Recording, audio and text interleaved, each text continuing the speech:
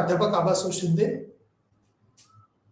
इग्नो सेंटरच्या वतीनं आज आंतरराष्ट्रीय तुलना भारतीय अर्थव्यवस्थेची आंतरराष्ट्रीय तुलना या विषयावरती आपण संवाद साधणार आहोत. इंटरनॅशनल कंपॅरिझन अर्थात Indian economy to compare other countries. भारतीय अर्थव्यवस्था ही अत्यंत लोकसंख्येने विस्तृत असणारी अर्थव्यवस्था, त्याचबरोबर आर्थिक उत्पन्नाच्या अनुषंगाने सुद्धा मोठी असणारी अर्थव्यवस्था, जागतिक विकसित देशाबरोबर विकसनशील देशाबरोबर भारतीय अर्थव्यवस्थेची तुलनात्मक अभ्यास आपण या अध्यापनाच्या अनुषंगाने करणार आहोत. निश्चितपणे भारतीय अर्थव्यवस्थेची आंतरराष्ट्रीय तुलना in English comparison of Indian economy international, definitely international level, आंतरराष्ट्रीय पातळीवरती भारतीय अर्थव्यवस्था ही एक उदयोन्मुख अर्थव्यवस्था म्हणून नावारूपाला येत आहे. ऐतिहासिकदृष्ट्या संरचनात्मक संबंधाचा विचार करता संरचनात्मक बदल केवळ आर्थिक विकासाचेच वैशिष्ट्य नाही, तर आर्थिक वाढ टिकवून ठेवण्यासाठी देखील आवश्यक काही बाबी असतात. क्षेत्रीय रचनेतील बदलामुळे शाश्वत वाढ होते.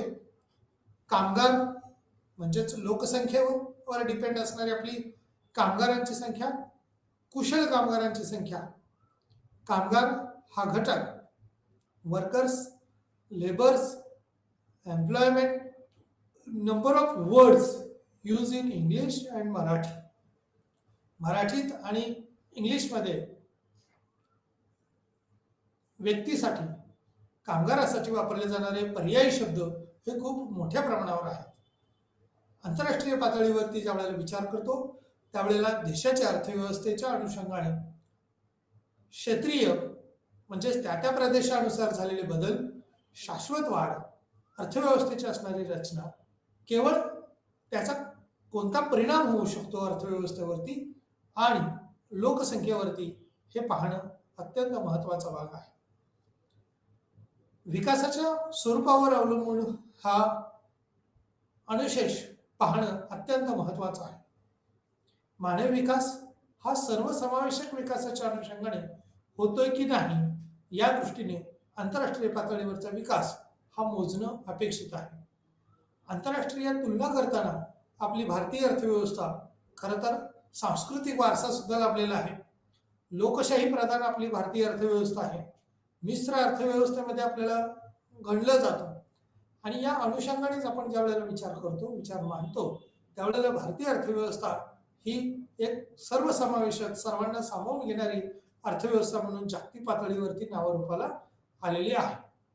उदयोन्मुख अर्थव्यवस्था म्हटलं जातं. याचं कारण असं की मोठ्या प्रमाणावरची आपली लोकसंख्या असताना देखील वेगाने विकास कसा साधता येईल, कसा होऊ शकतो, या अनुषंगाने भारतीय अर्थव्यवस्था ही एक जागतिक पातळीवरती आता उत्तम उदाहरण आहे असं म्हटलं जातं.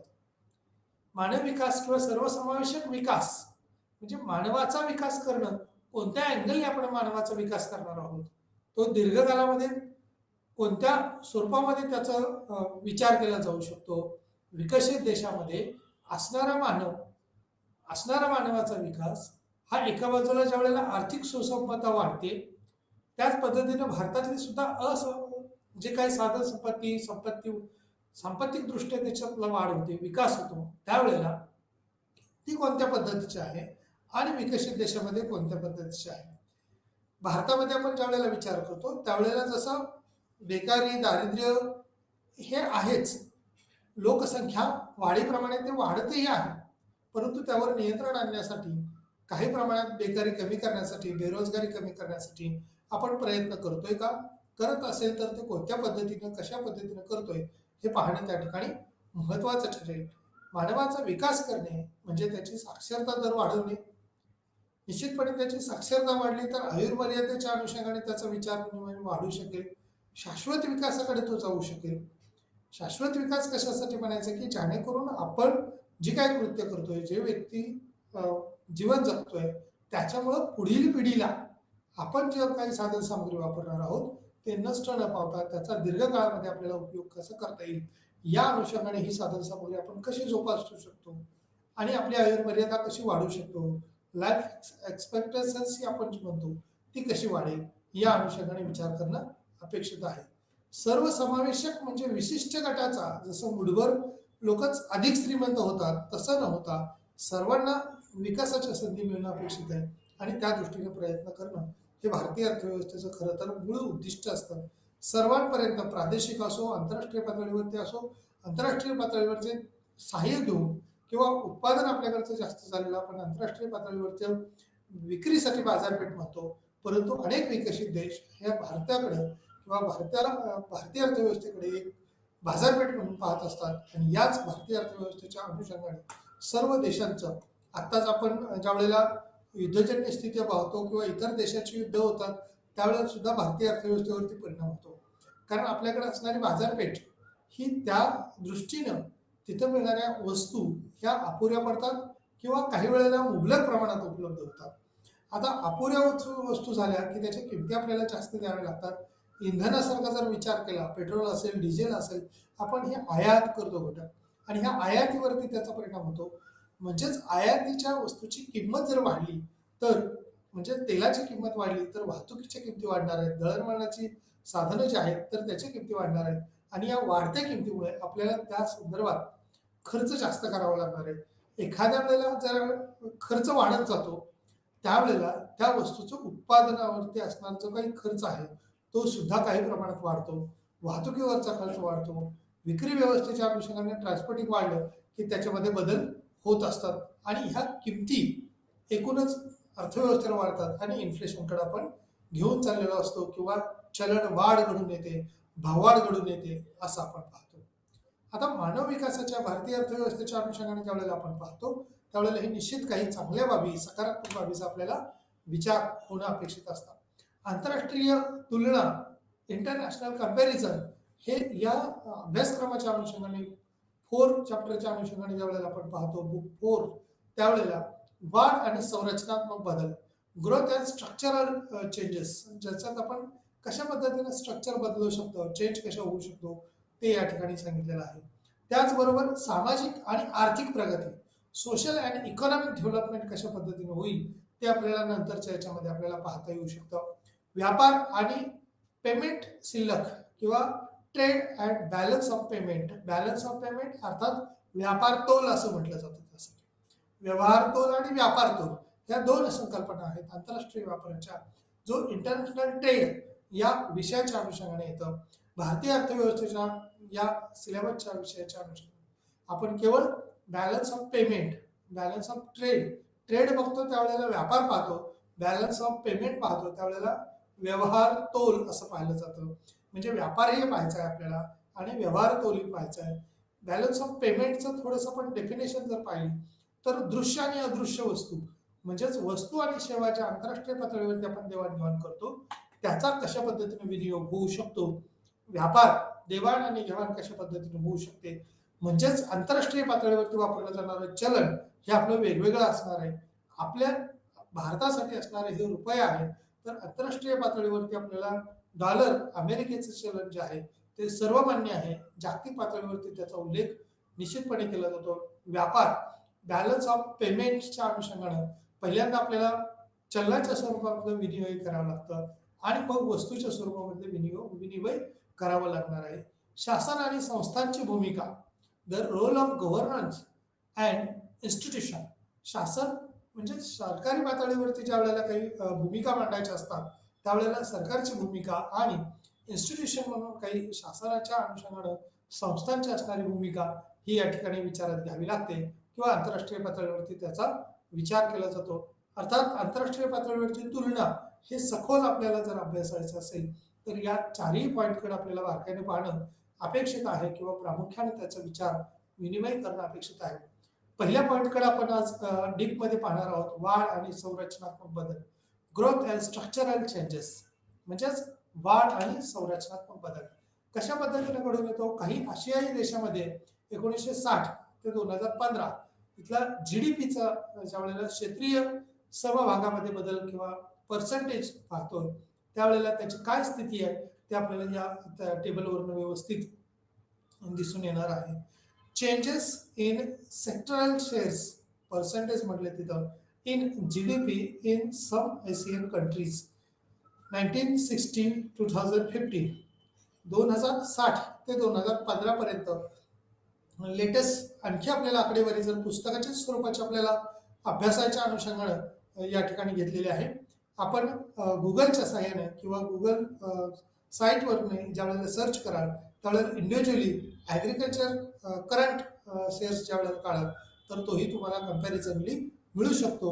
म्हणजे 2021 पर्यंतचा अगदी ऑनलाईनला मिळू शकतो. पुस्तक रूपाने असणारा जो काही टेबल तुमच्या समोर आहे तो या ठिकाणी देण्याचा प्रयत्न केलेला आहे. आशियाई देशाबरोबर आपण काही कम्पॅरिझन करतोय जीडीपीच्या अनुषंगाने.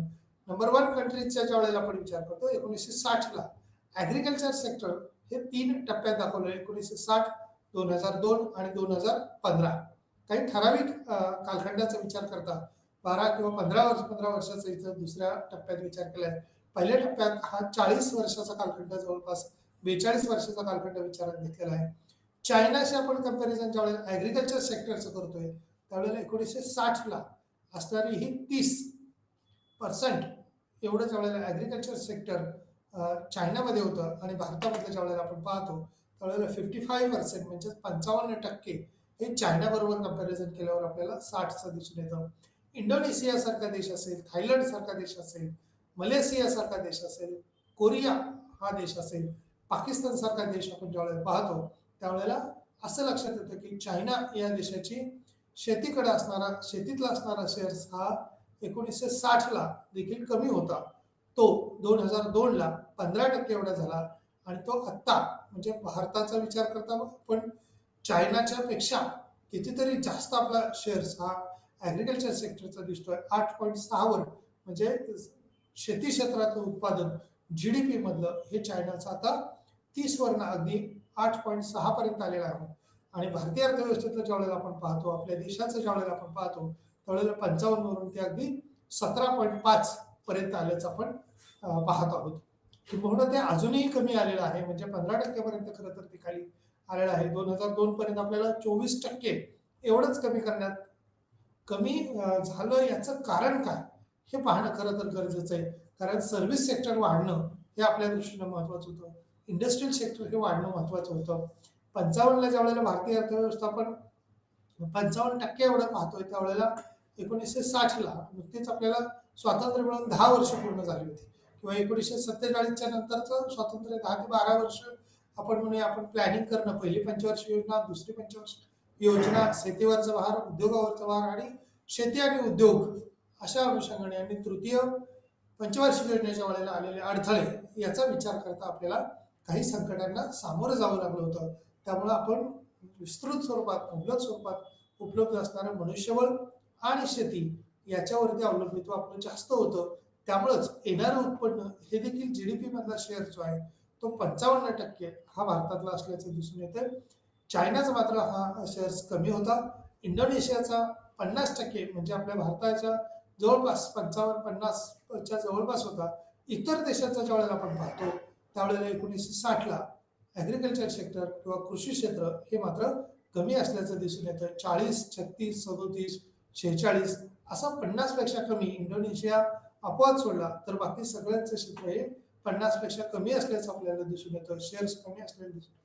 2002 मध्ये मात्र 15, 18, 9, 9, 4, 23 अशी स्थिती असल्याचं आपल्याला पाहता येते. कोरिया या देशाची ज्यावेळेला तुलना करतो त्यावेळेला आपल्याला इंडस्ट्रियल सेक्टर हे आपलं 24% आहे. इंडस्ट्रियल सेक्टर जास्त असणे हे फायदेशीर आहे किंवा चांगली बाब आहे, ही नकारात्मक बाब नाहीये. त्यामुळे इंडस्ट्रियल सेक्टरकडे आपण पाहणार आहोत. परंतु 2002 ला आपल्याला 24% एवढंच क्षेत्र ॲग्रिकल्चरच्या अनुषंगाने होतं. कोरियाचं मात्र ते खूप कमी होतं. त्यामुळे कोरिया डेव्हलप झाला होता असं आपण म्हणूया ॲग्रिकल्चरच्या अनुषंगाने, उत्पन्नाच्या अनुषंगाने. ज्यावेळेला 2015च्या अनुषंगाने ज्यावेळेला आपण पाहतो त्यावेळेला इथला कोरियाचा आणखी शेती क्षेत्रातला जीडीपी जो आहे तो कमी झालेला दिसतो. पण भारतातला देखील कमी व्हायला झालेला आहे किंवा 17.4% पर्यंत खाली आलेला आहे. पाकिस्तान हा आपण नेहमी आपला शेजारचा असणारा देश आपण म्हणूया. वादविवादात्मक स्थिती नेहमी आपली पाकिस्तान बरोबर असते. तरी देखील आपण भारताचा विचार करता शेती क्षेत्राचा उत्पन्नाचा शेअर्स ज्यावेळेला पाहतो त्यावेळेला तो 21.8% होता आणि भारताचा 17.5% होता. इंडस्ट्रियल सेक्टर आपण कशा पद्धतीने जीडीपी मध्ये शेअर्स करतो तर चायना या देशाबरोबर तुलना केली इंडस्ट्रीच्या संदर्भात तर 49% म्हणजे चायना हा 1960लाच आपण पाहतोय खूप डेव्हलप कंट्रीच्या अनुषंगाने विचार करता इंडस्ट्री त्या ठिकाणी चांगल्या डेव्हलप झाल्या होत्या. 49% हा इंडस्ट्रियल सेक्टर होता आणि 16% भारताचा विचार करता इंडस्ट्रियल सेक्टर हे केवळ 16%च्या आसपास होतं. त्यानंतर 2002ला 25% इंडस्ट्रियल सेक्टर झालं आणि 2015ला जर विचार करतो त्यावेळेला 25.8% एवढं इंडस्ट्रियल सेक्टर हे भारताचं वाढलेलं आहे.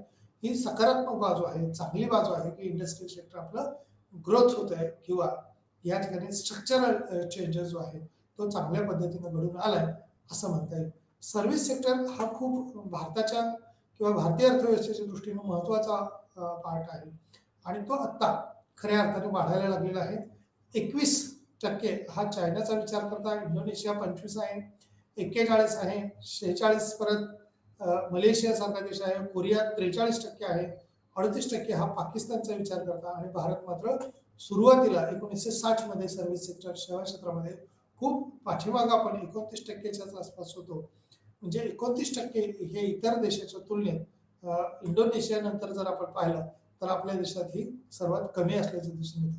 2002 मध्ये चायनाच्या जर विचार केला आपण तर तो 34% सर्व्हिस सेक्टर होता. त्याचबरोबर पाकिस्तानचा विचार केला तर तो 54% शेअर्स होता आणि भारताचा विचार केला तर 51% म्हणजे आपली बऱ्यापैकी या ठिकाणी 24 ॲग्रिकल्चर होतं, इंडस्ट्री 25 होतं आणि 51 पर्यंत म्हणजे 50% पर्यंत आपण सर्व्हिस सेक्टर ही चांगली ग्रोथ करू शकलो. 2015 मध्ये ज्यावेळेला आपण पाहतो त्यावेळेला 56.9% म्हणजेच इतर देशाची तुलना करता आपली या ठिकाणी चांगली सर्व्हिस सेक्टर मधली विकसित देशाचा ज्यावेळेला आपण विचार करू हे आशियाई देश आहेत. जीडीपी बरोबर हे तेवढेसे डेव्हलप झालेले देश नाही आहेत, मागासलेले किंवा सर्वसामान्य देश आपण म्हणूया त्या देशाशी आपण विकसनशील देशाशी आपण तुलना करतोय. त्यामुळे भारताचा या ठिकाणी विकासाच्या अनुषंगाने सर्व्हिस सेक्टरच्या अनुषंगाने हा वाढ किंवा ग्रोथ ही सकारात्मक आहे, चांगली बाब आहे. जीडीपी मधला शेअर्स नक्की काय आपण एका वेगळ्या उदाहरणावरून सिंपल एक्झाम्पलवरून एखादं समजून घेण्याचा प्रयत्न करूया. ॲग्रिकल्चर सेक्टरमध्ये जर आपल्याला एखादं प्रोडक्शन झालेलं असेल इंडियामधलं एखादं टोमॅटो सारखं किंवा आपण पोटॅटो विचार करूया, टोमॅटो विचार करूया की हे प्रोडक्शन आपल्या ॲग्रिकल्चर सेक्टर मधलं आहे आणि याच्यामुळे जीडीपी मधला शेअर्स जो काय आपला असणार आहे तो त्या ठिकाणी विचार करण्यासारखी बाब आहे. ॲग्रिकल्चर प्रोडक्शन मध्ये आपण टोमॅटो किंवा पोटॅटो आपण विचार करतोय ज्यावेळेला हा केजी मध्ये ज्यावेळेला विचार करतो, किलोग्रॅम मध्ये विचार करतो टोमॅटो किंवा बटाटा. मग टोमॅटो त्यावेळेला 25-30 रुपये किंवा 40 रुपये किलो पर्यंत आपण जातो. सरासरी आपण भारताचा विचार करता 20 ते 40 रुपये किलो पर्यंत टोमॅटो किंवा आपण बटाटा पाहतो. अगदी काही वेळेला 150 रुपये किलो पर्यंत पण टोमॅटो जातो, काही वेळेला 5 रुपये किलो पण असतो. पण इन ॲव्हरेज आपण 40 रुपये किंमत आपण पकडूया. बटाट्याची किंमत आपण 40 रुपये किलोच्या आसपास पकडूया, तोही 60 रुपयापर्यंत जातो किंवा 20-25 रुपयापर्यंत कमी किंमत सुद्धा असते.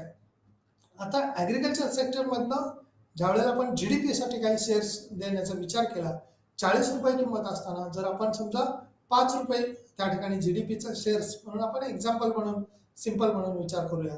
5 रुपये एवढा शेअर्स किंवा 25% एवढा शेअर्स जरी त्या ठिकाणी देण्याचा विचार केला, 25% आपण देत नाही खरं तर 10% वगैरे आपण म्हणूया म्हणजे 4 रुपये 3 रुपये असा होईल त्याचा खरं तर.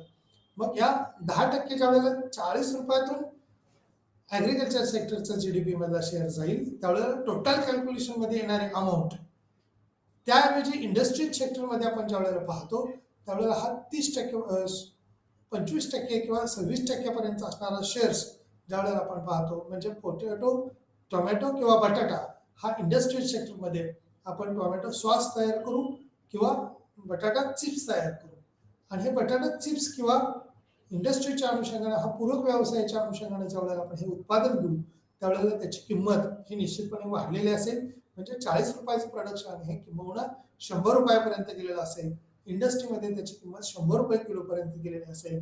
आणि हीच ज्या वेळेला वस्तू टोमॅटो सारखी किंवा बटाट्यासारखी वस्तू आपण ज्या वेळेला पाहतो, ॲग्रिकल्चर गुड्स आहेत, ह्या शेतीतल्या वस्तू किंवा उत्पादन आहेत. आणि हेच हॉटेल व्यवसायाकडे ज्या वेळेला आपण पाहतो, म्हणजेच टोमॅटो सॉस तयार होईल आणि बटाटा चिप्स, पोटॅटो चिप्स आपण ज्या वेळेला म्हणतो त्यावेळेला त्याचं रूपांतर हे हॉटेलमध्ये ज्या वेळेला सर्व्हिस सेक्टर म्हणून तुम्हाला एखाद्या वेटर्स हॉटेलमध्ये डिश बनवून ज्या वेळेला चिप्स देईल त्यावेळेला त्याची किंमत ही 100 रुपयावरनं 200 रुपयापर्यंत गेलेली असेल. म्हणजे किलोग्रॅम मधली किंमत जी आहे ती अगदी 30 रुपये 40 रुपयावरनं 100 रुपयामध्ये इंडस्ट्रीमध्ये जाते. इंडस्ट्रीमधली 100 रुपयाची किंमत ही सर्व्हिस सेक्टरमध्ये सेवा क्षेत्रामध्ये ती 200 रुपयापर्यंत जाते. निश्चितपणे याच्यातला जो ॲग्रिकल्चर सेक्टरमधला शेअर्स होता 10%, तो अधिक 3-4 रुपये आला असता. इंडस्ट्री सेक्टरमधला 100 रुपयामध्ये ज्यावेळेला जातो त्यावेळेला 10-12 रुपयापर्यंत जाईल. सर्व्हिस सेक्टरमधला जो शेअर्स आहे जीडीपीचा तो 30-40 पर्यंत जाईल. म्हणजेच सर्व्हिस सेक्टरमधला देशासाठी मिळणारं उत्पन्न हे मोठ्या प्रमाणावर आहे. प्रामुख्याने शेती क्षेत्रामध्ये काय येतं? शेतीपूरक व्यवसाय यांचा समावेश हा ॲग्रिकल्चर सेक्टरमध्ये होतो. शेतीपूरक व्यवसायामध्ये कुक्कुटपालन असेल, दुग्ध व्यवसाय असेल, याचा समावेश प्रामुख्याने ॲग्रिकल्चर सेक्टर्समध्ये होतो. किंवा सेरिकल्चर रेशीम कोश उत्पादनाचा सुद्धा शेती क्षेत्रामध्ये उल्लेख केला जातो किंवा त्याचा समावेश असतो. कापड उद्योग असेल किंवा खादी उद्योग म्हणतो त्यावेळेला इंडस्ट्रीमध्ये जातो. परंतु त्याला लागणारा कच्चा माल ज्या वेळेला आपण पाहतो म्हणजे शेतीतला ऊस उत्पादन असेल आणि कारखानदारी हा इंडस्ट्रियल गुड्स असेल. म्हणजे साखर निर्माण होणं हा इंडस्ट्रीचा भाग आहे, तर ऊस उत्पादन करणं हा शेतीतला भाग आहे. याच इंडस्ट्रीमध्ये झालेला म्हणजे ऊसापासून झालेली साखर हाच सर्व्हिस सेक्टरमधला स्वीट होम मधला एखादा पदार्थ ज्या वेळेला आपण पाहतो त्यावेळेला त्याच्यामध्ये वापरलेली साखर स्वीट होम मध्ये म्हणजे इथं ॲग्रिकल्चर गुड्स ज्या वेळेला पाहतो 3000 टनेज एवढं साधारण ऊसाची किंमत असते. आणि इंडस्ट्रीमध्ये ज्या वेळेला साखर येते त्यावेळेला त्याच्या किलोग्रॅममध्ये ज्या वेळेला आपण अगदी एक्झाम्पल घेतो किंवा टनेजमध्ये ज्या वेळेला पाहतो त्यावेळेला तीच साखर टनेजमध्ये आपण ज्या वेळेला पाहतो त्यावेळेला त्याची किंमत ही वाढलेली असते. म्हणजे ॲग्रिकल्चरमध्ये 3000 रुपये असेल त्यावेळेला त्याचीच इकडं 40,000 रुपयापर्यंत किंमत जाते इंडस्ट्रीमध्ये. आणि इंडस्ट्रीमध्ये जर 40,000वर जाते तर इकडे सर्व्हिस सेक्टरमध्ये त्याची किंमत ही लाखो रुपयाच्या वरती जाते. म्हणजेच ऊस जर पाहिला तर 3 किंवा 4 रुपये किलोने आपण विकला जातो. साखर कारखानदारांना ऊस हा 3-4 रुपये किलोने विकला जातो. इंडस्ट्रियल सेक्टरमधली साखर ही 40 रुपये 30 रुपये किंवा 40 रुपये किलोने विकली जाते.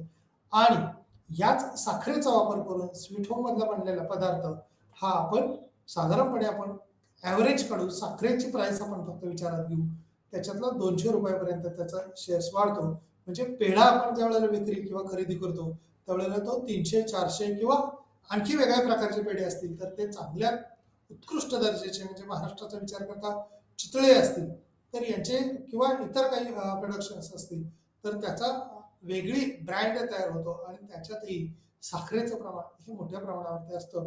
म्हणजे जसं दुधाचं प्रमाण मिक्स केलं जातं स्वीट होमच्या अनुषंगाने, गोड पदार्थांच्या अनुषंगाने, मग श्रीखंड असतील, आम्रखंड असतील याच्या अनुषंगाने सुद्धा साखर त्याच्यामध्ये मिक्स केली जाते. आणि याच्यातलं असणारं त्याचं प्रमाण आपण ज्यावेळेला पाहू, साखरेचं प्रमाण ज्यावेळेला पाहतो त्यावेळेला ती 30-40 किलोने मिळणारी साखर किंवा त्याच्यातही ग्रेडिंग काढलं तर ती 45 किंवा 50 रुपये किलोपर्यंत साखर ए ग्रेड बी ग्रेड अशा पद्धतीने जाऊ शकेल. इंडस्ट्रीमध्ये त्याच्या साखर तयार झालेली आहे परंतु ऊसाची किंमत ही 3 आणि 4 रुपये किलो याप्रमाणे होत असते. सर्व्हिस सेक्टरमध्ये याचा बेनिफिट्स हा जर एखादा प्रोडक्शन 500-600 रुपये किलो असेल तर त्याच्यामध्ये वापरलेली साखर आपण ज्यावेळेला प्रमाण विचारात घेऊ त्यावेळेला निश्चितपणे हे जास्त प्रमाण असतं.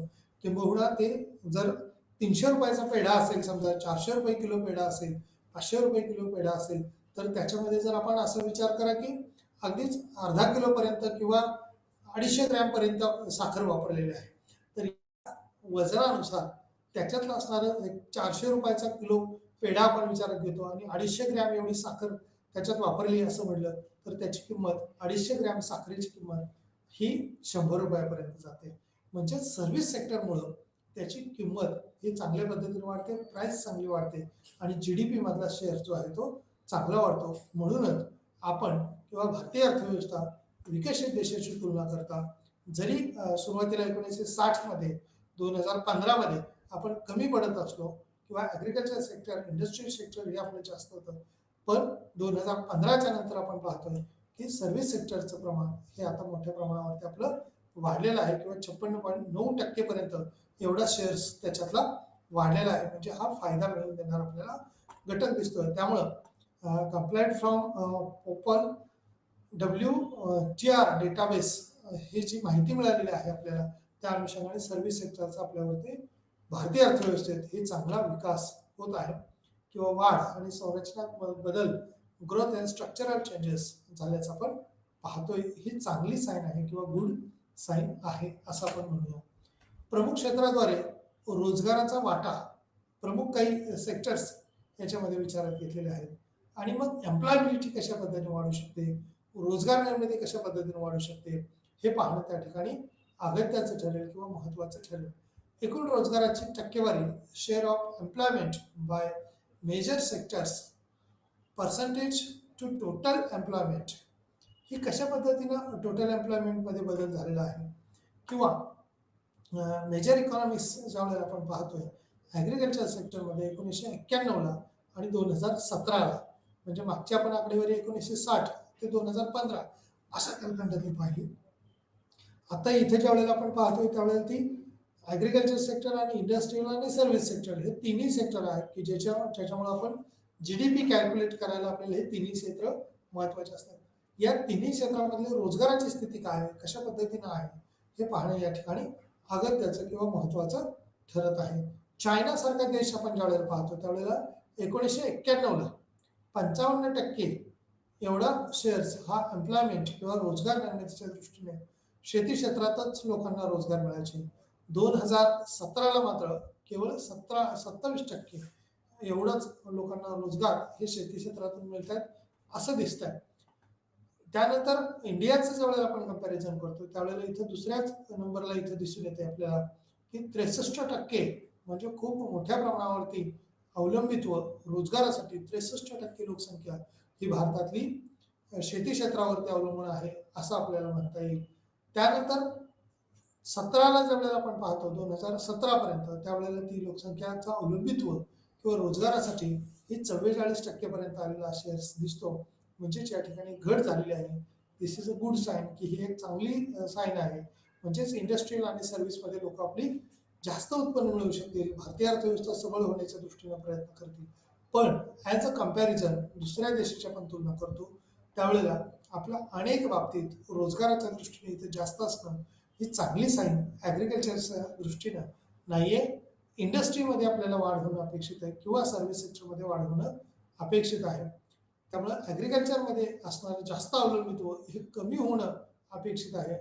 भारताला अनेक कृषी मंत्री आतापर्यंत होऊन गेले आणि त्या कृषी मंत्र्यांची काही विधानं आहेत ते असं सांगतात की भारतीय लोकांना आता तुम्ही शेतीवरती अवलंबून राहू नका, तर शेतीपूरक व्यवसाय आणि त्याचबरोबर कुटुंबातील आपल्या काही ज्यावेळेला आपण कुटुंबाचा आकार पाहिला, लोकसंख्या आपली जास्त आहे असं पाहतो, 10 किंवा 12 लोक एखाद्या कुटुंबामध्ये असतील त्यावेळेला त्याच्यातल्या काही लोकांनी हे इंडस्ट्रियल सेक्टरमध्ये काम करणं, सर्व्हिस सेक्टरमध्ये काम करणं अपेक्षित आहे.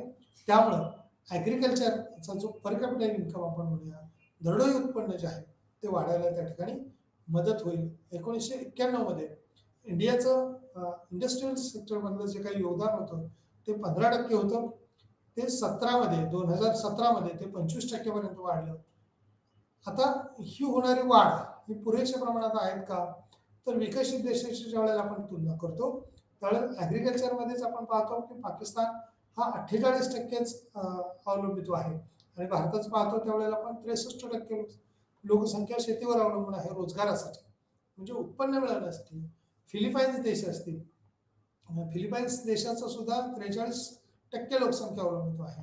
व्हिएतनाम हा देश आहे, इथली लोकसंख्या ही भारतापेक्षाही जास्त शेतीवरती अवलंबून असल्याचं दिसून येते.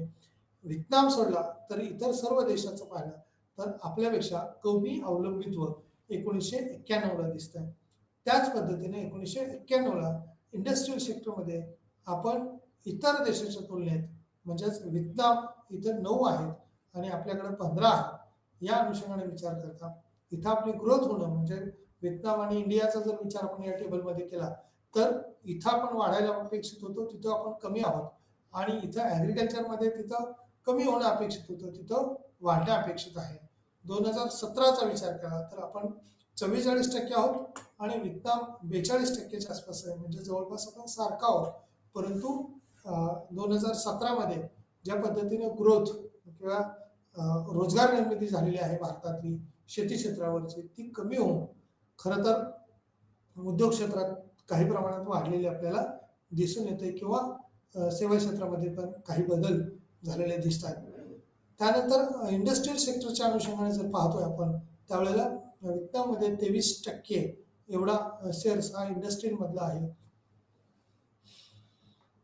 त्याचबरोबर सेवा क्षेत्राचा ज्यावेळेला आपण विचार करू त्यावेळेला काही बाबी ह्या प्रामुख्याने किंवा प्रकर्षाने दिसून येतात. चायना हा 26%च शेअर्स हा सेवा क्षेत्रातला आहे.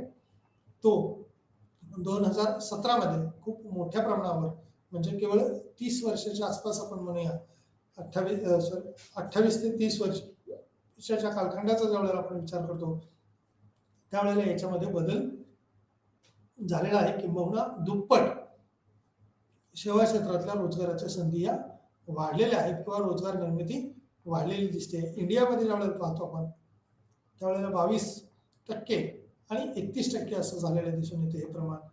इंडियामधलं जसं चायनाचं वाढलं दुप्पट तसं भारतातलं मात्र हे दुप्पट प्रमाण वाढलेलं नाही. म्हणजेच भारतात आजही शेतीवरचं अवलंबित्व आपण म्हणूया, उद्योगावरचं अवलंबित्व म्हणूया हे जास्त प्रमाणात आहे. ते सेवा क्षेत्रातलं वाढणं 2017 किंवा 2021-22 या काळातलं जास्त होणं अपेक्षित आहे. इंडोनेशियाच्याच अनुषंगाने ज्यावेळेला आपण पाहतो जपानचा विचार केला तर तो 58% किंवा 70% पर्यंत जातो. मलेशियाचा विचार केला तर त्याच्यामध्ये मोठ्या प्रमाणावर ड्रास्टिक चेंज झालेला दिसतोय. जपान हा 70% सर्व्हिस सेक्टरवर अवलंबून आहे. म्हणजे याच्याकडे ज्यावेळेला आपण या टेबलकडे ओव्हरऑल पाहतो त्यावेळेला कोणत्या बाबी आपल्याला लक्षात येत आहेत बघा. भारतामध्ये सेवा क्षेत्र कमी विकास आहे. जपानचा विचार केला तर 70% लोकसंख्या ही सेवा क्षेत्रात काम करते. म्हणजे ज्यावेळेला आपण एखादं घड्याळ पाहतो जपान टेक्नॉलॉजीचं किंवा जापनीज वॉच मग जापनीज कंपनीचे मोबाईल्स असतील जापनीज कंपनीच्या इतर काही टेक्नॉलॉजीज असतील तर त्या ठिकाणी असलेलं प्रमाण हे जास्त आहे. कारण त्यातलं प्रोडक्शन हे त्यांचं जास्त आहे. उत्पादन जगाला पुरवू शकतील एवढी साधन सामग्री त्यांच्याकडे यंत्रसामग्रीच्या स्वरूपामध्ये आहे. भारताकडे मात्र यंत्रसामग्रीचा तुलनात्मकरित्या जपानपेक्षा कमी असल्याचं आपल्याला दिसून येते. कारण आपण कंपॅरिझन करतोय. प्रमुख क्षेत्राद्वारे रोजगाराचा जो वाटा आहे तो आपला भारताचा हा केवळ 31% सेवा क्षेत्राच्या अनुषंगाने दिसतोय. तो आता 21-22च्या दरम्यान तो वाढलेला आहे. परंतु अनेक समस्यांना सामोरं जाऊन सुद्धा जपानचा जर विचार केला तर तो 70% शेअर्स हा जास्त असल्याचं आपल्याला दिसून येत आहे. त्याच अनुषंगाने मलेशिया 61%, पाकिस्तान 38%, फिलिपाईन्स ह्या 50%, श्रीलंका 47% आणि थायलंड हा 43% आहे. तर व्हिएतनाम हा 35% असणारा शेअर हा प्रामुख्याने दिसून येतोय. म्हणजेच इथं 17च्या आकडेवारी सांगते त्या पद्धतीने भारतातला शेअर्स हा सेवा क्षेत्राचा तुलनात्मकरित्या तो इतर देशाच्या ज्या वेगाने वाढायला पाहिजे होता तो सेवा क्षेत्रातला वाढलेला नाही. आता रोजगार निर्मितीच्या अनुषंगाने आपण इंडस्ट्रियल सेक्टर किंवा उद्योग क्षेत्र आणि सेवा क्षेत्रावर भर देतो. अशा अवस्थेत याचं काय कारण असू शकेल की आपल्याला हे वाढणं अपेक्षित आहे. मगाशी ज्या वेळेला टोमॅटोचा आणि बटाट्याचं उत्पादन दिलं उत्पादनाचा उल्लेख केला ज्या पद्धतीने ही उत्पादनं वाढतील त्या पद्धतीनं इंडस्ट्रियल सेक्टरमधला बेनिफिट्स आपल्याला दिसून येईल. सर्व्हिस सेक्टरमधला बेनिफिट्स दिसून येईल. परंतु रोजगारासाठी जर आपण शेतीवर अवलंबून असेल तर भारतीय शेती ही निसर्गावर अवलंबून असलेली दिसून येते. नैऋत्य मोसमी वाऱ्याच्या पावसावरती अवलंबून असणारी दिसून येते. पर्जन्यमानामध्ये जर बदल झाला तर भारतातली शेती ही तितकीशी उत्पादन वाढ देऊ शकत नाही किंवा नैसर्गिक अतिवृष्टीमुळे असेल. अतिवृष्टी म्हणजे अति पाऊस जर झाला तर उत्पादन घटतं. म्हणजेच टोमॅटो आणि बटाट्याचं मगाशी आपण जसं म्हणलं तसं हे उत्पादन घटण्याची शक्यता असते. परंतु इंडस्ट्रियल सेक्टर, उद्योग क्षेत्राचा ज्यावेळेला आपण विचार करतो त्यावेळेला अशा अनेक उद्योगधंदे आहेत की त्याचा एकूण उत्पादन ज्यावेळेला वाढेल, एकूण उत्पादन ज्यावेळेला जास्त होत जाईल त्यावेळेला त्याचा जास्तीचा फायदाच आपल्याला होतो. आणि इंडस्ट्रियल सेक्टरमधले जे तयार झालेले गुड्स असतील, उत्पादनं जे असतील, म्हणजे ॲग्रिकल्चरमधला टोमॅटो हा आपण फ्रीजला ठेवून ठेवून आपण जास्तीत जास्त 8 दिवस वापरू शकतो. पण त्याच टोमॅटोचा कॅचअप ज्या वेळेला आपण करतो, श्वास ज्या वेळेला आपण करतो त्यावेळेला इंडस्ट्रियल सेक्टरमध्ये तो 1 महिना 1.5 महिन्यापर्यंत राहू शकतो. सर्व्हिस सेक्टरच्या अनुषंगाने वितरण व्यवस्थेच्या माध्यमातून वाहतूक व्यवस्थेच्या दृष्टीने सोयीचं पडावं म्हणून 1.5-2 महिन्यापर्यंत तो वापरू शकतो.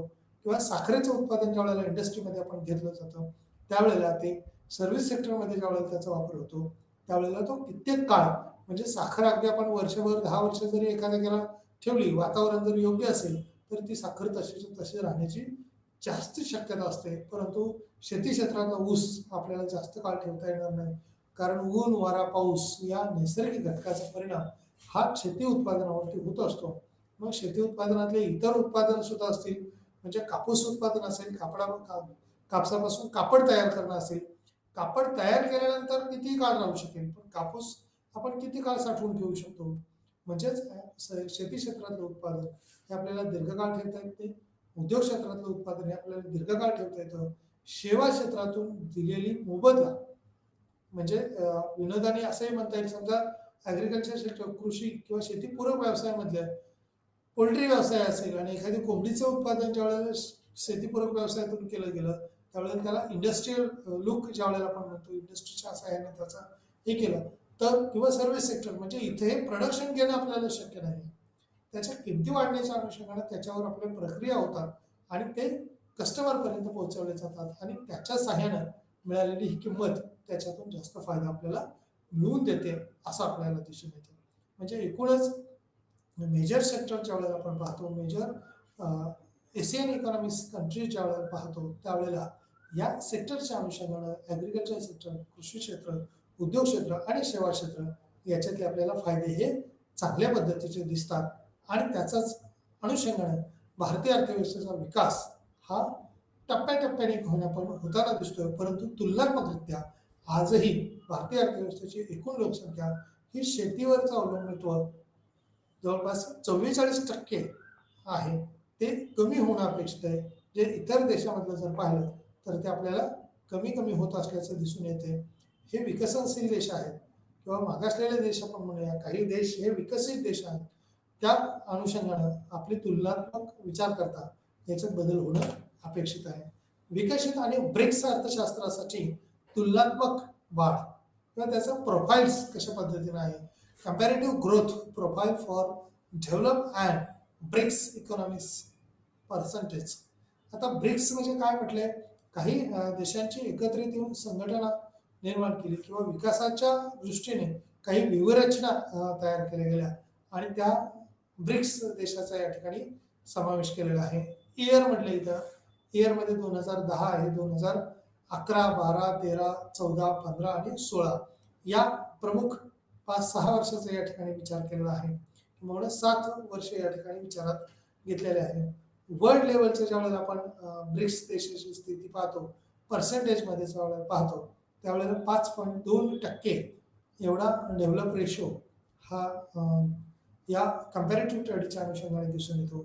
युएसएचं योगदान किती आहे तर 3.0 असं आहे किंवा 3% आहे असं आपण म्हणूया. युरोझोन जो प्रदेश आपण विचारात घेतलेला आहे तो 1.10 एवढं, 1.8 एवढं योगदान आहे. जर्मनी या देशाचा विचार करता 3.6% एवढं योगदान आहे. जपान या देशाचा विचार करता जागतिक विकासाच्या दृष्टीने 4.4% एवढं योगदान आहे. ब्राझील 7.5% एवढं योगदान आहे. रशिया या देशाचा विचार करता 4.5% एवढं योगदान आहे. इंडिया 9.9%, म्हणजे हे जास्तीचं किंवा डेव्हलप कंट्रीच्या अनुषंगाने डेव्हलपिंग कंट्री ह्या जास्तीचं योगदान ह्या प्रोफाईलच्या अनुषंगाने देत असतात. तुलनात्मकरित्या विचार करता याचा बेनिफिट्स दिसतोय आपल्याला. जे 10.4 हे चायनाचं आहे आणि साऊथ आफ्रिकेचा विचार करता 5.4 असं योगदान असल्याचं दिसून येते. भारताचं आणि चायनाचा जर विचार केला तर उच्चांकी योगदान हे comparative growth profile for develop and BRICS economics मध्ये असल्याचं दिसून येतं. ते कालांतराने थोडंसं घटलेलं आहे किंवा कमी झालेलं आहे, परंतु इतर देशाचा विचार केला तर तुलनात्मकरित्या ते जास्त आहे असंच आपल्याला दिसून येतं. 2016ची आकडेवारी ज्या वेळेला पाहतो आपण वर्ल्ड लेवलला 2.4 असं योगदान आहे आणि युएसएचा विचार केला तर 1.6 एवढं योगदान आहे. युरो करन्सीचा ज्या वेळेला आपण विचार करतो, युरो झोनचा 1.8 एवढं योगदान आहे. जर्मनीचं 1.9 म्हणजे 2 पर्यंत योगदान आहे. जपानचं योगदान जे आहे ते 0.9.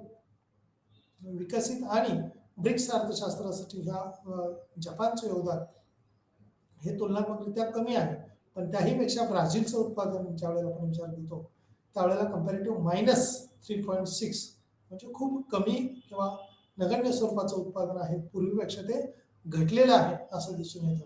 0.2 एवढं रशियाचं योगदान आपल्याला दिसून येतं, म्हणजे ते पण मायनसमध्ये गेलेलं आहे. जे पूर्वी 9.9 होतं ते आता एवढंही कमी व्हायला नकोय. ते इंडियाचं उत्पादनाच्या ज्या वेळेला आपण पाहतो विकासाच्या दृष्टीनं त्यावेळेला 7.1 ही चांगली स्थिती आहे. चायनाचं जर पाहिलं तर 6.7 अशी स्थिती आहे.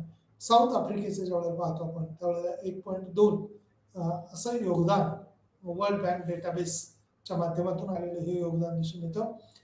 जपान किंवा ब्राझील, रशिया, इंडिया, चायना याच्याशी कंपॅरिझन ज्यावेळेला आपण इंडियाचं करतो त्यावेळेला इंडिया हा विकसित देशाच्या मानाने हा विकसनशील म्हणून वेगाने वृद्धी करत असल्याचं आपल्याला दिसून येते किंवा तुलनात्मकरित्या याच्यात चांगले बदल हे झालेले आहेत.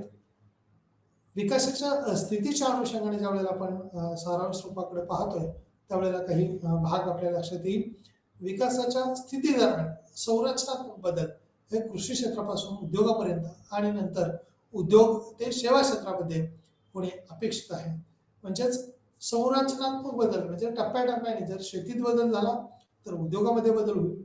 उद्योगामध्ये बदल झाला नाविन्यपूर्ण उद्योगातले जे काही उपक्रम येतील, म्हणजे आता आपण पाहतो की मेक इन इंडिया असेल, मेड इन इंडिया आपण म्हणतो, किंवा आधुनिक सोयी सुविधा ज्या वेळेला आपल्या वाढत आहेत, मग बुलेट ट्रेन ट्रान्सपोर्टिंग फॅसिलिटी जी सेवा क्षेत्रात आहे, पण तिचं उत्पादन किंवा तिची निर्मिती करण्याचं काम ही उद्योग क्षेत्राची मोठी जबाबदारी आहे असं आपल्याला म्हणावं लागेल.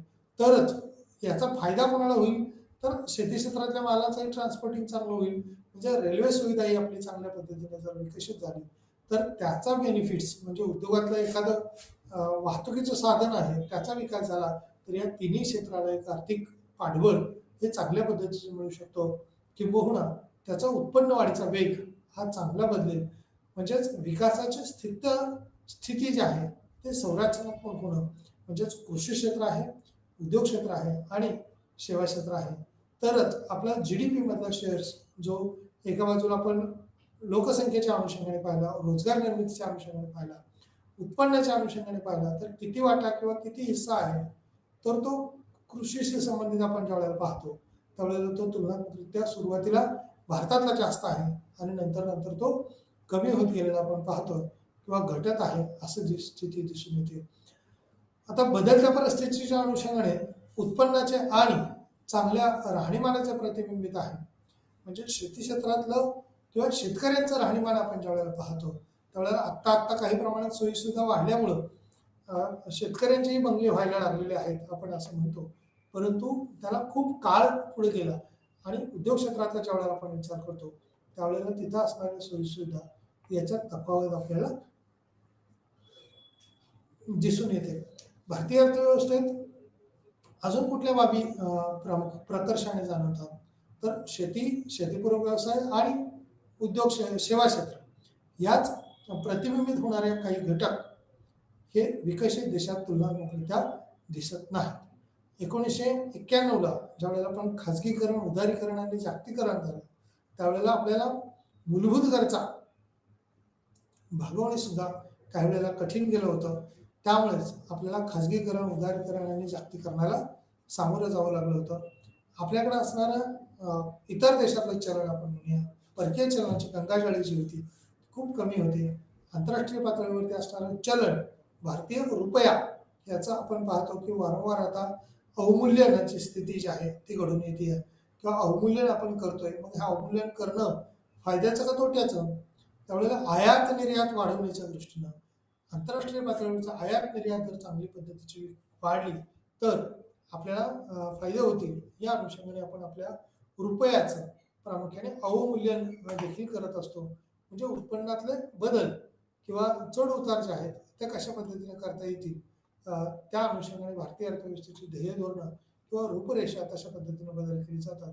राहणीमानाचे प्रतिबिंब जे आहे ते शेतकऱ्याच्या तुलनात्मकरित्या उद्योगधंदे आणि सेवा क्षेत्रातलं हे चांगल्या पद्धतीचं आहे. राहणीमानाची गुणवत्ता म्हणजे गुणवत्तापूर्ण आपण म्हणूया की जर उपजीविका चांगली असेल, शिक्षण किंवा व्यक्तीचा गुणवत्तापूर्ण असेल तर चांगलं उत्पन्न आपल्याला घेऊ शकतो किंवा बुद्धिचातुर्याच्या जोऱ्यावरती आपला विकास हा वेगाने व्हायला मदत होईल. अशा प्रकारचा एकूणच लोकसंख्येचा म्हणजे गरिबीत, बेकारी, दारिद्र्यात असणारी लोकसंख्या ही पुढच्या टप्प्याकडे जाताना त्याच्यात बदल होणं ही प्रामुख्याने काळाची गरज असते. आता या ठिकाणी जे अनेक विकसित अर्थव्यवस्थांनी त्यांच्या विकासादरम्यान अशा प्रकारचे संक्रमण अनुभवले आहे. तथापि भारतासारख्या काही उदयोन्मुख अर्थव्यवस्थांनी GDP मध्ये सेवा क्षेत्राचा उच्च वाटा गाठला आहे आणि त्याच्या औद्योगिक GDP हिस्सा हा 25 ते 30% इतका कमी राहिला आहे. म्हणजे GDP मधला आपला हिस्सा जो आहे तो सेवा क्षेत्राचा चांगल्या पद्धतीने वाढतोय किंवा वाढलेला आहे असं दिसून येतं. आणि त्याच अनुषंगाने सेवा क्षेत्रातला बरोबरच 25 ते 30% GDP हा उद्योग क्षेत्राचा आहे, हे सुद्धा चांगली बाब आहे. शेती क्षेत्राचा भार हा कमी होणं अपेक्षित आहे. त्यामुळे शेतीचं उत्पन्न म्हणजे लोकसंख्या जर कमी असेल तर कमी लोकसंख्येनं यंत्रसामग्री कारखानदारी उद्योगात अर्थात ट्रॅक्टर तयार होतो, शेती अवजारे तयार होतात, शेतकऱ्यांना वापरण्यासाठी लागणाऱ्या गाड्या असतील, राहणीमानाच्या सुविधांमध्ये निवारा, घर, चांगलं घर बांधण्यासाठी उद्योगधंद्यामधलं स्टील खरेदी करावं लागतं, सिमेंट खरेदी करावं लागतं, वाळू आपल्याला कलेक्ट करावी लागते आणि याच्यातूनच आर्थिक व्यवहार हे मोठ्या प्रमाणावरती होतील आणि उद्योगधंद्याला एक चांगली चालना त्यामुळे मिळू शकते. उद्योगधंद्यातलं होणारं उत्पादन हे शेती विकासाच्या दृष्टीनं फार फायदेशीर असतं. म्हणजेच उद्योगाचा विकास होत असेल तर शेती विकसित व्हायला मदत होते. शेतकऱ्याला यंत्रसामुग्रीची आवश्यकता असते, त्यामुळे शेतकरी तशा पद्धतीनं शेती उत्पादनासाठी यंत्रसामुग्रीची मागणी करेल आणि याच मागणीची पूर्तता जर झाली तर उद्योजक हे मोठ्या प्रमाणावर उत्पादन हे वाढवतील किंवा उत्पादन घ्यायला तयार होतील. जर हे उत्पादन नाही घेतलं उद्योगधंद्याने तर त्यांना मागणी येणार नाही. मागणी न आल्यामुळं एकूण अर्थव्यवस्थेवरती परिणाम होऊ शकतो. त्यामुळे उद्योगाला मागणी येण्यासाठी शेती क्षेत्राची गरज आहे, नितांत आवश्यकता आहे आणि मागणी असेल तर उत्पादन घेणे हे उद्योग व्यवसायाला शक्य असतं किंवा उद्योगधंदे नवीन नवीन प्रयोग करत असतात आणि त्यातून आपलं उत्पादन वाढून नफा वाढवतात. वाढलेल्या नफ्यातून अर्थातच GDP ला आपल्याला फायदा होणार आहे. त्या अनुषंगाने आपला विकास हा आपल्याला गाठता येऊ शकतो. सेवा क्षेत्राच्या अनुषंगाने मिळणाऱ्या सेवा जर मानवाला जास्त चांगल्या पद्धतीने मिळत असतील तर निश्चितपणे प्रयत्न केला जातो. सेवा क्षेत्रातलं आपण एक उदाहरण जर विचारात घेतलं, बँकिंग सेवा, शिक्षणाची सेवा किंवा स्टेट बँक ऑफ इंडिया आणि पाठीमागे एक आपली टॅगलाईन बनवलेली होती, बँक तुमच्या दारी. बँक आपली तुमच्या दारी किंवा आत्ता आपण पाहतोय की अगदी मोबाईलमध्ये आपल्याकडं एखादा स्टिकर असेल किंवा समोर एखाद्याने स्टिकर लावलेला असेल, छोटा स्क्वेअर असतो बघा छोटासा स्टिकर, तर त्याच्या सहाय्याने सुद्धा आर्थिक व्यवहार आपल्याला देवाणघेवाणीचे करता येऊ शकतात किंवा लाखो रुपये आपण घेऊ शकतोय असं दिसून येतं. म्हणजे ऑनलाईन पद्धतीमध्ये सुद्धा आपल्याला चांगल्या फायदे किंवा फॅसिलिटीज या सेवा क्षेत्रात मिळत आहेत. मग त्याच्यासाठी याच आपण तुम्ही म्हणाल मग बँकिंग क्षेत्राचा विकास झाला तर शेतकऱ्याला काय फायदा किंवा शेती क्षेत्राचा कसा विकास होऊ शकतो? कारण शेतकऱ्यांनाच ज्या वेळेला आर्थिक आपण म्हणूया की आता जून महिना आहे आणि जून जुलैमध्ये शेतीतल्या पेरण्या करण्याचं काम असतं, बी बियाण्याचं खरेदी करण्याचं काम असतं.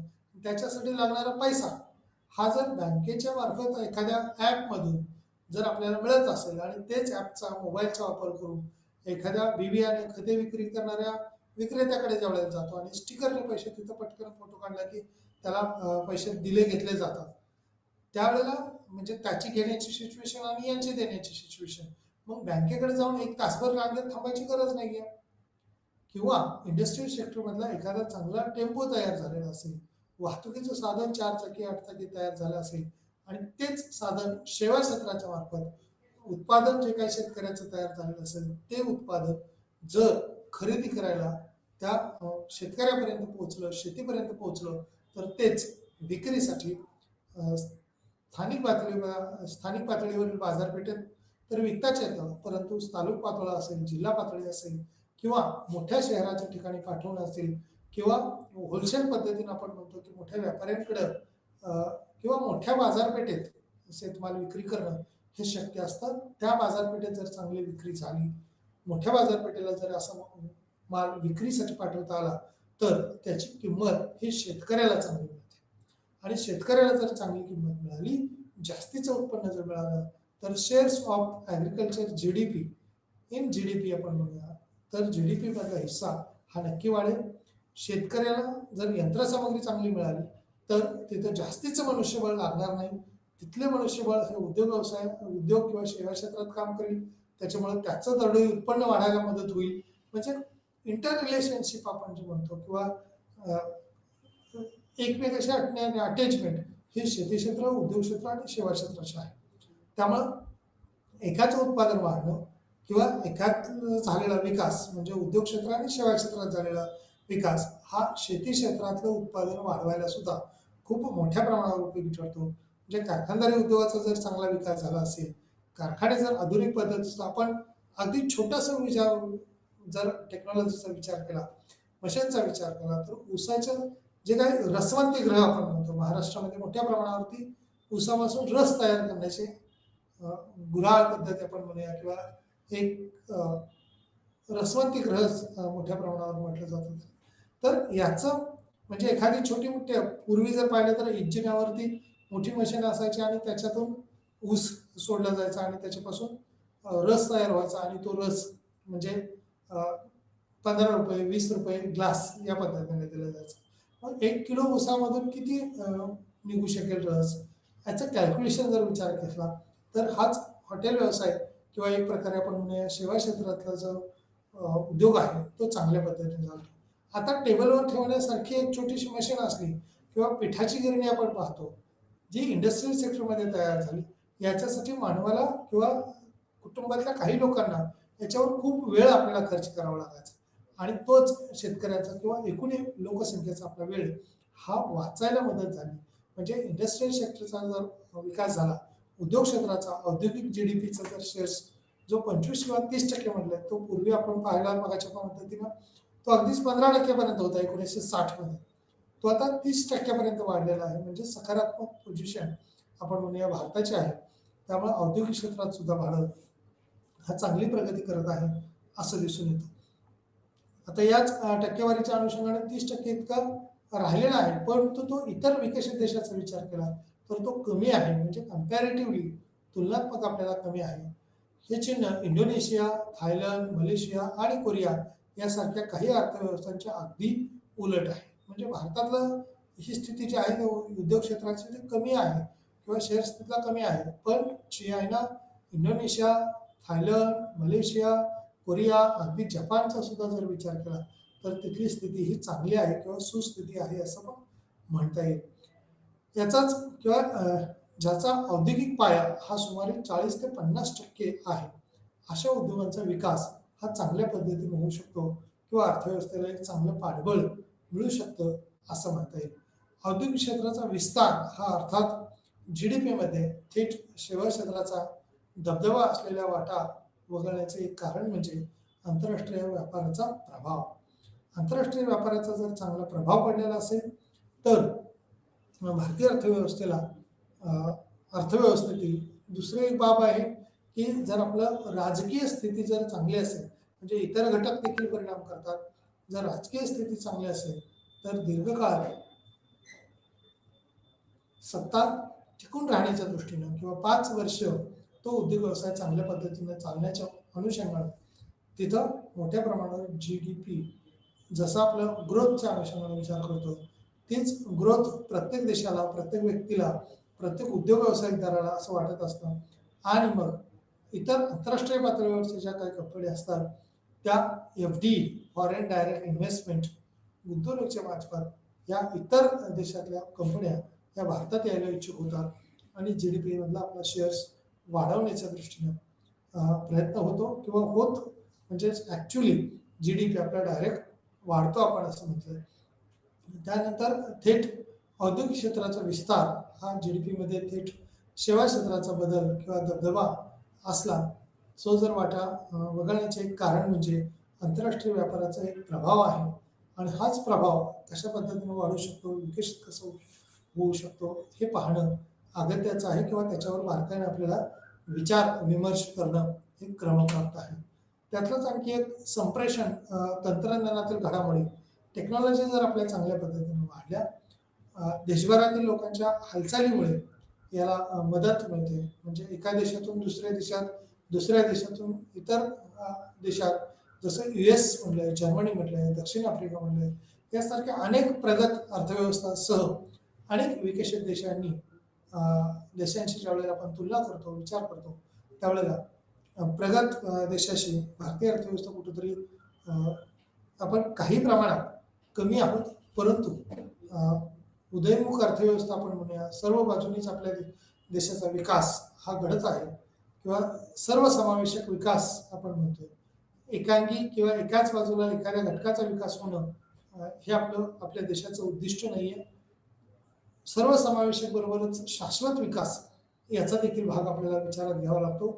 तुलनात्मकरित्या अलीकडच्या काळात म्हणजे 2010च्या नंतर 10च्या मध्ये साध्य केलेले जे तुलनेने आकडेवारी आहे ती 2016 सारख्या अलीकडील वर्षामध्ये विकास दराच्या निम्म्याने नोंद केली गेलेली दिसून येते. म्हणजे विकास दरामध्ये आपला वाटा जो आहे तो बदललेला आहे.